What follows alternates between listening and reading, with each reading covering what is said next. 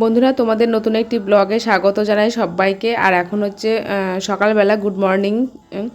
আর তোমাদের ভাবছি কদিন থেকেই তোমাদের আমি যে স্নান করি আমাদের বাড়ির সামনে যে পুকুরটা, সেটা তোমাদের একটু শেয়ার করব। তো প্রতিদিনই ভাবি কিন্তু হয়ে ওঠে না, বুঝতেই পারছো, নানান কাজের মধ্যে আর মানে হয় না। তো আজকে ভেবেছি তোমাদের সঙ্গে একটু শেয়ার করব। আমাদের বাড়ির ঠিক একটা জমির পরেই আমাদের পুকুর, তো সেখানে আমরা স্নান করছি সবাই মিলে। তারপরে এখানে যেখানে বাবার যে পা ধোয়া হয়েছিল সেই জায়গাটায় জল মানে ওই ঘটি ভরে জল নিয়ে আসতে হয়, সেই জলটা ওখানে ফেলতে হয়। তো দেখো এখন চলে যাচ্ছি সেই পুকুরের উদ্দেশ্যে। আর তোমার দাদা ভাই, আমার যা, ওদের সবারই করা হয়ে গেছে। আমি একটু ভিডিও করবো বলে একটু মানে পিছনে আসছি। একসঙ্গে প্রতিদিন করছি, আজকে সামান্য একটু মানে আগে পরে করছি যেহেতু আমি ভিডিও করছি। তো আমরা চারজনই একসঙ্গে প্রতিদিন যাই, স্নান করে আবার কথা বলতে হয় না, পিছনের দিকে না তাকিয়ে চলে যাই, দিয়ে বাবার ওখানে গিয়ে জলটা ঢালি।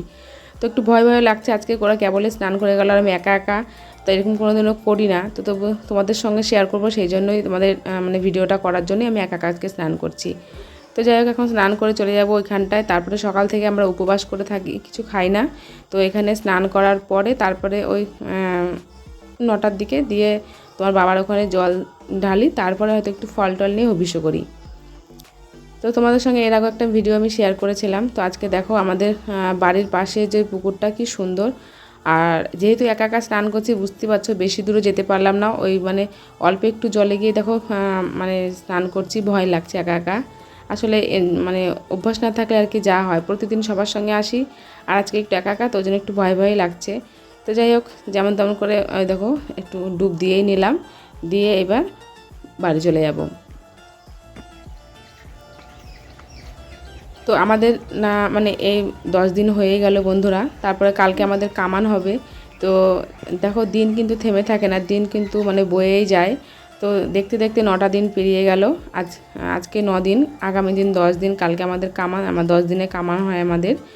তো যেমন বললাম, ওখান থেকে এসে দেখো বাবার এখানে প্রদীপটা জ্বালিয়ে, তারপরে ধূপকাঠি জ্বালিয়ে এখানে কলা টলা সমস্ত কিছু দেবো, তারপরে জলটা ঢালবো।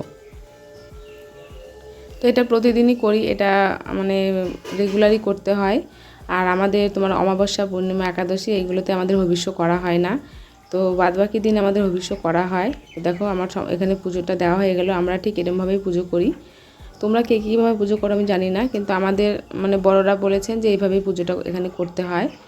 তো এটা হয়ে গেছে আমার। এবার দেখো আমার যা আর আমি ফল বানাচ্ছি, আর আমাদের কিছু রিলেটিভও চলে এসছে। তো তাদের জন্য কিছু ফল বানাচ্ছি, কারণ তারাও তো আমাদের মতনই খাচ্ছে, আমাদেরই একই মানে গোষ্ঠী আর কি। তো সেই জন্য একটু বেশি করে দেখো ফল বানাচ্ছি।